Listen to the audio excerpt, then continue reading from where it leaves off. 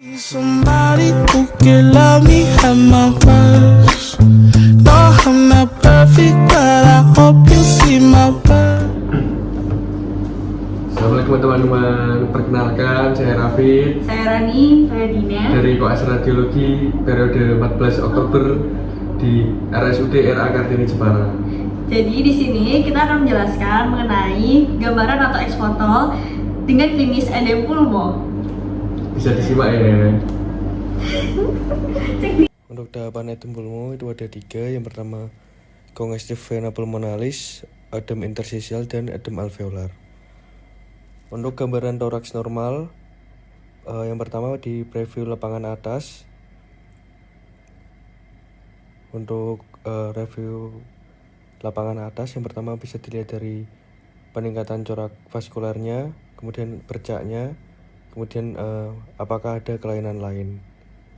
Untuk lapangan bagian bawah, normalnya vaskular atas dan bawah akan terlihat lebih besar yang bawah karena gravitasi. Jadi pada posisi berdiri, corakan vaskular akan terlihat lebih ramai.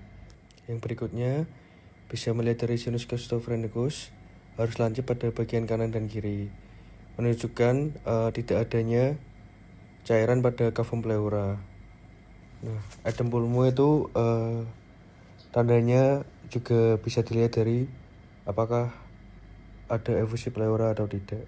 Untuk gambaran radiologi congestive vena pulmonalis, yang pertama ada pelebaran vaskuler pedal width, yang kedua ada sefalisasi. Untuk gambaran paru normal, di sini kita akan menghitung dari lebar pedal width-nya. Nah, untuk menghitung dari pedal width, kita harus mengukur gambaran normal dari parunya terlebih dahulu. Untuk batas kanannya itu dari vena cava superior, batas kirinya merupakan, kemudian untuk batas kiri merupakan percabangan dari arteri subclavia kiri.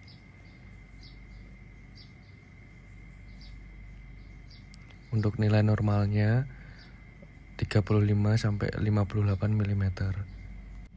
Jika lebih dari nilai normal, berarti ada pelebaran dari pedicle width-nya.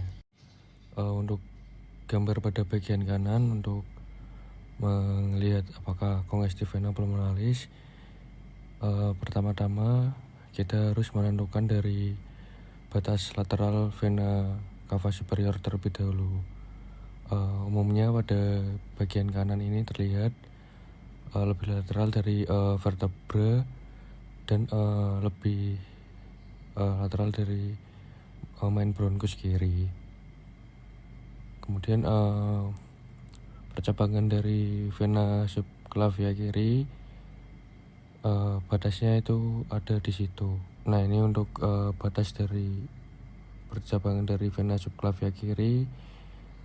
Kita hitung lagi, jika lebih dari 58 maka bisa disebut untuk congestive vena pulmonalis. Untuk yang berikutnya, tanda yang kedua itu ada dari sefalisasi. Untuk foto yang bagian kiri untuk toraks normal, yang kanan adalah sefalisasi. Ada gambaran khas pada sefalisasi yaitu upper lobe blood diversion. Nah, untuk sefalisasi ini peningkatan pada corakan vaskular di bagian atas dibandingkan dengan normalnya. Ini contohnya dari peningkatan vaskular di bagian atas. Untuk yang foto kiri ini masih normal. Untuk yang bagian kanan, kita melihat di sini adanya peningkatan vaskular di bagian atas, merupakan tanda dari sefalisasi. Peningkatan vaskular ini terjadi karena pengalihan aliran vena-vena yang mengalami kongestif, sehingga vaskular di bagian superior atau atas terlihat lebih ramai. Baik, yang berikutnya ada edem interstitial. Jadi edem interstitial ini ada beberapa tanda yang dapat kita temukan. Di antaranya, yang pertama ada blurring vascular. Blurring vascular ini kita tidak dapat melihat jelas gambaran dari vaskuler yang mestinya berbatas tegas dan juga bercabang-cabang. Kemudian yang kedua ada peribronchial caving. Jadi peribronchial caving ini kita dapat melihat dinding bronkus nanti ya teman-teman, yang semestinya itu tidak kelihatan karena kalau di foto rongsen itu dinding bronkus itu kan tipis ya dan berada di antara alveoli. Tapi ketika terjadi edem interstisial itu bisa kelihatan nantinya. Seperti namanya cuff. Cuff itu contohnya pada tensi yang ada mansetnya yang dililitkan di lengan. Nah, gambaran cuff adalah seperti itu. Oke, kemudian untuk tanda lain dari edem interstisial yaitu yang ketiga ada perihilar haze. Nah, perihilar haze ini merupakan kekaburan di perihilar atau di sekitar hilusnya. Dan yang terakhir ada Kerley lines atau garis-garis Kerley. Oke, kita akan menunjukkan pertama terlebih dahulu yaitu blurring vascular. Oke, jadi di sini gambarannya exfototoraks, di mana tadi sudah saya jelaskan, harusnya kita bisa melihat gambaran vaskular yang tegas, tapi di sini tidak terlihat gitu ya. Oke, seperti pada gambar ini. Oke, ini merupakan pengertian dari blurring vascular. Jadi kita tidak dapat melihat dengan jelas vaskular yang bercabang-cabang. Oke, pertanyaan berikutnya adalah apa yang dimaksud dengan jaringan interstisial paru? Oke, kalau kita sudah mengerti apa yang dimaksud dengan jaringan interstisial, maka kita dapat menjelaskan gambaran edem interstisial dengan baik. Berikut penjelasannya. Oke, jadi ini merupakan gambaran jaringan interstisial paru, di mana nanti akan terbagi menjadi dua, ada yang bagian aksial atau sentral, dan ada yang bagian perifer. Nah, yang di kotak-kotak ini merupakan jaringan interstisial, ada ventrilobular interstisial, kemudian ada yang peribrongkovascular interstisial, kemudian nanti akan ada secondary pulmonary lobule, dan ada subpleural interstisial, ada interlobular septa, dan ada interlobular interstisial. Oke, nah dengan memahami jaringan interstisial ini nanti kita akan memahami kenapa ada garis-garis Kerley, kemudian ada kekaburan di sekitar hilusnya, seperti itu. Baik, jadi pada prinsipnya untuk memudahkan, jadi jaringan interstisial ini merupakan jaringan yang berada di perivaskular, peribronchial, dan perialveolar. Oke, mungkin pertama kita akan bahas mengenai yang perivaskular terlebih dahulu. Sesuai dengan tanda yang pertama yaitu blurring vascular, di mana ini ada gambaran fototoraks normal dan yang kanan adalah edem interstisial. Nah, pada normalnya vaskular itu akan terlihat jelas atau batasnya itu tegas. Jadi garis-garis ini yang saya tunjuk itu merupakan gambaran dari vaskular pada eksfototoraks yang normal seperti itu. Jadi garisnya itu jelas, tegas, kemudian dia mudah terlihat gitu teman-teman. Oke, sekarang coba kita bandingkan dengan edem interstisial. Oke, ini pada gambaran eksfototoraks dengan edem interstisial, jadi kita tidak bisa melihat jelas ya teman-teman garis vaskularnya. Kalau pada eksfototoraks normal tadi jelas dan tegas gitu ya garis vaskularnya. Oke, jadi di sini yang kita temukan adalah ada garis linier, ini garis linier dan dia opak ya, yang bercabang-cabang. Oke, jadi bercabang-cabang. Nah, ini adalah garis vaskuler. Garis vaskuler, di mana pada prinsipnya tadi ya, edem interstisial itu kan si cairannya itu keluar dari intravaskuler ke ekstravaskuler. Tadi dikatakan prinsipnya ada perivaskular, peribronchial, dan juga perialveolar. Nah, ketika si cairannya ini keluar, ini cairan keluar dari intra ke ekstravaskuler, di mana dia keluar ya di sekitar pembuluh darah seperti ini, maka yang terjadi adalah pembuluh darahnya jadi sudah tidak tegas lagi. Oke, nah ini cairannya berada di tepi vaskuler, sementara untuk cairan kalau dalam foto rongsen itu akan berwarna lebih putih atau lebih opak, sehingga yang terlihat adalah menjadi blurring atau tidak jelas. Kita sebut dengan blurring vaskular. Oke, kita lanjutkan ke yang kedua yaitu peribronchial caving. Oke, seperti pada prinsipnya, jadi peribronchial caving itu kita bisa melihat dinding bronkus ya, yang semestinya itu nggak kelihatan teman-teman. Nah, ini di fototoraks normal, jadi dinding itu nggak kelihatan karena tipis dan berada di antara alveoli. Tapi ketika terjadi edem interstisial, oke, jadi ketika terjadi edem interstisial itu akan terlihatan karena ada edem di interstisialnya. Oke, nah jadi peribronchial caving, ini saya gambarkan gambaran bronkus ya. Jadi bronkus itu bercabang-cabang, di mana dia akan terletak di antara alveoli ini, sehingga dia itu normalnya tidak terlihat gitu. Nah, pada potongan aksial pun mungkin akan ini ya sedikit terlihat ya, tapi sangat samar seperti itu. Nah, jadi cairan-cairan yang keluar di sini di interstisial, kita akan melihat cairan-cairan yang keluar pada interstisial yang peribronkial. Jadi nanti kita bisa melihat peribronchial caving. Oke, ini adalah cairan-cairan yang keluar di interstisial, peribronkial dan juga perialveolar. Oke, nah di sini. Nah, nantinya kita bisa melihat peribronchial caving-nya. Oke, saya coba beri panah. Oke, sebentar ya. Saya beli warna merah. Oke. Nah, ini teman-teman yang saya beri tanda panah ya. Panah merah. Jadi ini adalah gambaran dari peribronchial caving. Oke, saya lingkarin lagi. Ini. Nah, jadi ini yang bulat-bulat itu, gambaran bulat-bulat biru, itu merupakan peribronchial caving, di mana dindingnya tuh kelihatan lebih tebal sehingga terlihat peribronchial caving-nya. Oke. Baik, kemudian kita menuju yang ketiga yaitu perihilar haze. Oke, pada gambaran fototoraks normal, jadi ini ada gambaran hilus. Hilus itu tempat masuknya vaskular. Jadi di sini ada vaskular, kemudian ada arteri pulmonalis ya, ini arteri pulmonalis. Kemudian ada tempat masuknya vena. Nah, hilus itu dia tegas, hilus itu tegas. Jadi dinding vaskularnya itu yang berbatas tegas atau kita sebut dengan hilus seperti itu. Oke. Kemudian, nah pada edem interstisial, jadi yang kita lihat adalah kita tidak dapat melihat lagi hilusnya. Nah ini teman-teman, jadi tidak bisa melihat lagi karena di sekitar hilus itu banyak cairan yang berada di jaringan interstisial di sekitar hilus. Nah ini seperti ini, sehingga yang kita jumpai adalah kekaburan dari perihilar atau kita sebut dengan perihilar haze. Oke, yang selanjutnya yaitu Kerley lines. Oke, jadi Kerley lines ini kita ingat lagi ya tadi skema jaringan interstisial, di mana ada ruang interstisial bagian sentral atau aksial dan juga ada yang bagian perifer atau lateral. Nah, garis Kerley yang menuju hilus itu, oke, jadi gambaran garis Kerley itu seperti ini.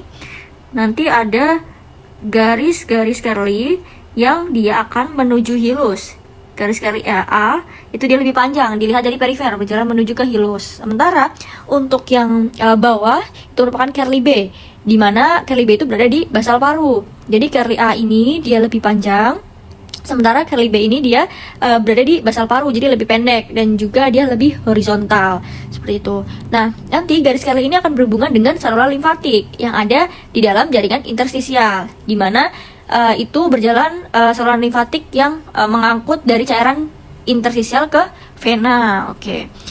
Nah, kemudian teman-teman, ketika cairan di interstisial paru jumlahnya meningkat atau terjadi edem, maka saluran limfatik dan volumenya pun juga akan lebih banyak, sehingga diameternya akan menjadi lebih besar. Jadi akan kelihatan seperti ini ya teman-teman, garis Kerley A yang atas menunjukkan limfatik yang merupakan dia itu anastomose dari jaringan interstisial sentral ke perifer, dan dia nanti akan membuat si cairan interstisial itu lebih banyak sehingga lebih kelihatan seperti itu. Oke, nah sementara untuk yang garis Kerley B atau yang bagian bawah ini, nah ini kan dia ada penebalan ya dari septal interlobularnya, jadi dia akan terlihatnya lebih pendek dan dia akan kelihatan di basal paru seperti itu. Oke, nah mungkin ini penjelasannya ya. Jadi Kerley A opasitas linear yang dia itu berjalan dari perifer menuju hilus, yang merupakan distensi dari saluran limfatik, dan dia anastomose dari perifer dan juga sentral. Sementara yang Kerley B itu garisnya lebih pendek, horizontal dan lurus pada basal paru. Dia merupakan penebalan dari septa interlobularnya. Oke. Nah, mungkin itu teman-teman untuk gambaran dari edem interstisial. Jadi tadi ada 4 ya key points-nya. Ada 1 blurring vascular, kemudian peribronchial caving, ada perihilar haze, dan yang terakhir adalah Kerley lines-nya. Oke. Ya, tahap berikutnya adalah tahap edem alveolar. Edem alveolar adalah gambaran cairan, yaitu sudah mengisi sampai ke alveoli. Jadi yang mestinya alveoli itu isinya udara, pada edem alveolar atau edem tingkat lanjut itu terisi oleh cairan yang akhirnya apa kita melihat dengan yang biasa disebut konsolidasi. Ya, konsolidasi karena adanya terisi cairan di intraalveolar. Kita akan bisa melihat yang disebut dengan air bronchogram sign. Jadi kalau kita lihat ini ada bercabang-cabang seperti ini. Nah, ini yang biasanya disebut dengan air bronchograph. Apa itu air bronchograph? Nah, normalnya itu bronkus seperti ini, dia terletak di antara alveoli atau gelembung-gelembung alveoli. Nah, dinding bronkus yang tipis nantinya berjalan di antara bronkus yang terisi udara, yang nantinya kita tidak bisa melihat alveolus, tetapi ketika alveoli terisi cairan, pada alveolusnya ini pada alveoli yang terisi oleh cairan, ini gambar kuning. Cairan ini nantinya akan berwarna opak atau putih. Sementara bronkus yang masih terisi udara akan terlihat gambaran bronkus yang bercabang-cabang di antara alveoli yang terisi cairan. Nah, itu yang kita sebut namanya air bronchogram sign.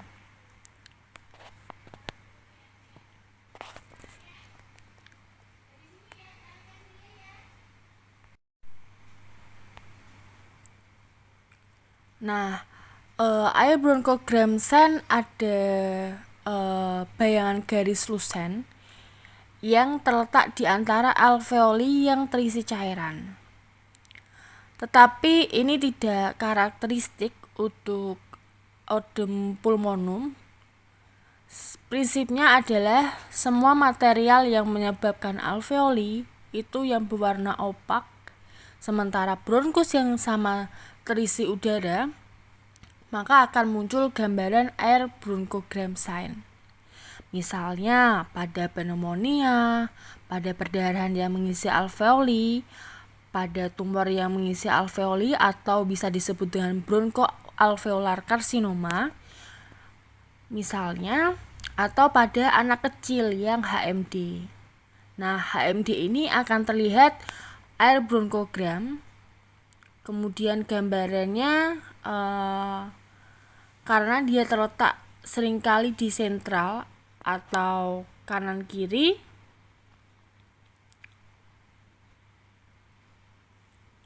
Nah, ini gambarnya seringkali terletak di sentral atau kanan kiri, maka sering disebut dengan butterfly appearance, atau biasanya juga bisa disebut dengan batwing appearance. Nah, seperti ini gambarnya. Jadi itu adalah gambaran odem alveolar. Nah, saya kira sudah kita semua sudah membahas tentang gambaran odem pulmonom. Terima kasih semuanya, semoga bermanfaat videonya. Apabila masih ada kesalahan, mohon dimaafkan. Masih For you, girl, I swear I do the world.